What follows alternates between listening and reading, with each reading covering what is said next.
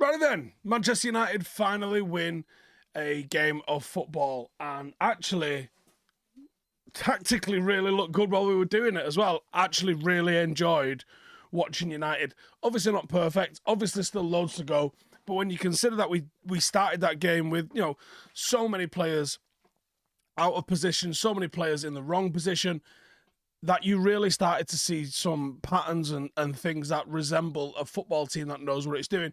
Bruno playing as a little bit of a false nine, sort of him and McTominay are both sort of occupying what you would probably call it like a 9.5 kind of role. I enjoyed it, in all honesty.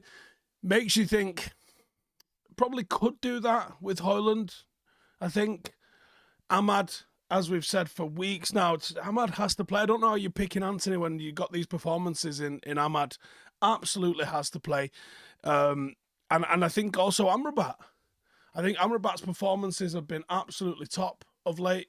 What we are seeing when Amrabat comes in, he's getting hold of the ball and he's progressing it. He's hitting like a sizable percentage more passes. It wasn't a great possession game by either team tonight. Both of us sort of just let it go a little bit ragged at times.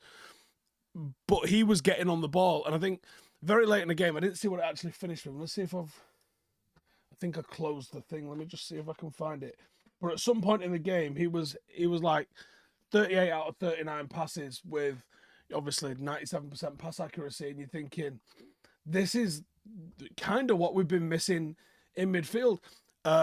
He's a little bit more erratic defensively. It isn't like as calm and composed as you want. It finished with 40 out of 43, so it dropped off. He must have misplaced a couple of passes towards the end. Kobe Mainoo having a great game, but Kobe's only hitting like 21 passes tonight because Amrabat's taken a lot of that sort of like ball playing kind of role away from him a little bit. But I really thought they felt like a structure to the team.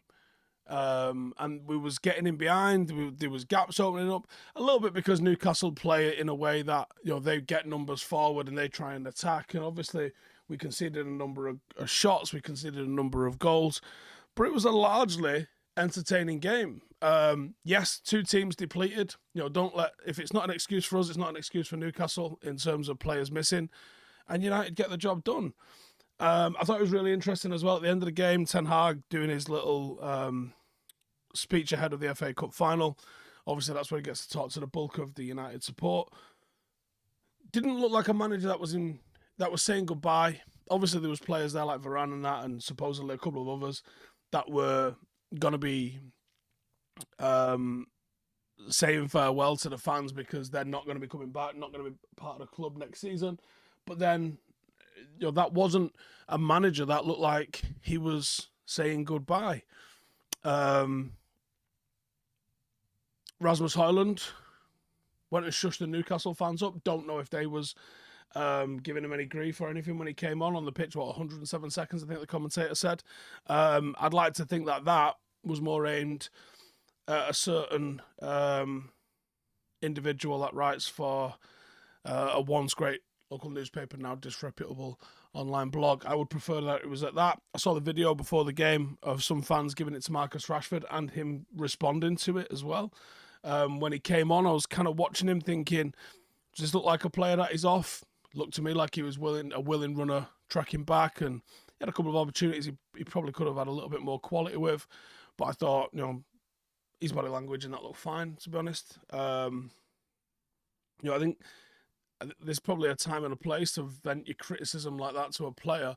Rarely does it happen before a game, and rarely does it happen at the game either. That's the sort of shit you see on Twitter, so it's not nice to see that sort of stuff coming into the ground in that kind of way. But people are entitled to their opinions. So it is one of those. Like I said, another solid performance from Mainoo. Great goal. Cracker of a finish from Ahmad for his. I just think if United want to do anything in that cup final, it starts with selecting them. You start there, and then you build the rest of the team around it and see what you can bring into it, because where has this Ahmad been all season? Why has he not been getting opportunities?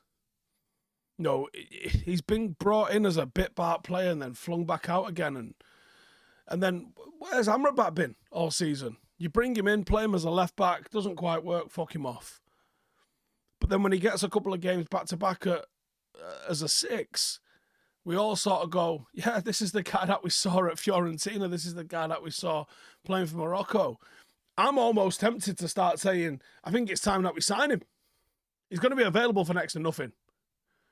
Did we play a blinder? Did we absolutely 4D chess by completely fucking tanking this season with him to get him for like a fucking Twix in the summer? If we did, genius. I don't think we were playing that level of 3D chess, 4D chess, to be honest with you. But right now, especially because we need backup, even if he's not going to be the first choice in midfield. But I'm sorry, Amrabat and Mainu is a better midfield than Casemiro and Mainu's been this season. On every level. In terms of control, in terms of defence, in terms of attack, it has all looked better. Why wouldn't you want to consider that, especially when he's going to be available for peanuts? And I think there is an option. I don't think it's an automatic obligation, but I think there is an option to buy him. Can we fucking buy him? And like I said, I'm continually impressed by the decision making, by the quality on the ball, the little touches, the movements. I think he's a fucking really, really good footballer, man. And Johnny Evans, what a player. How's he still doing it in the Prem at this level to that degree? Against Gordon and Isak, who've just done phenomenal stuff this season. But yeah, interesting game, fun game, enjoyed it, enjoyed getting a win. Wasn't confident. I think I said I don't see us getting more than a point out of the last 2 games, but we've been poor. We have absolutely been poor. I do think to a certain degree form goes out of the window in a cup final, but I think it would be nice to arrive in the final with a little bit of confidence and a little bit of form, and I think you get in that and you get into that sort of position purely on the basis of what Ahmad's doing and on what Amrabat's doing. I couldn't give a fuck where we finish for European football. Looks like we're going to be in the conference. Right, sweet. As someone mentioned on one of my videos the other day when I was talking about plantar fasciitis is who we're going to draw in our group if we end up in the conference. But yeah, man, it's nice to come away with some good energy for once. Looking forward to doing 5 things tomorrow to drill into some data a little bit more. But I was very happy with the sort of stuff that I saw here tonight. Long way to go before positive result against Newcastle, beat Manchester City in the FA Cup. But I think my 5% might have gone up to 10%. Let me know in the comments, are you as fucking deluded as I am? Or are you just like, shut up your dick? See you in a bit.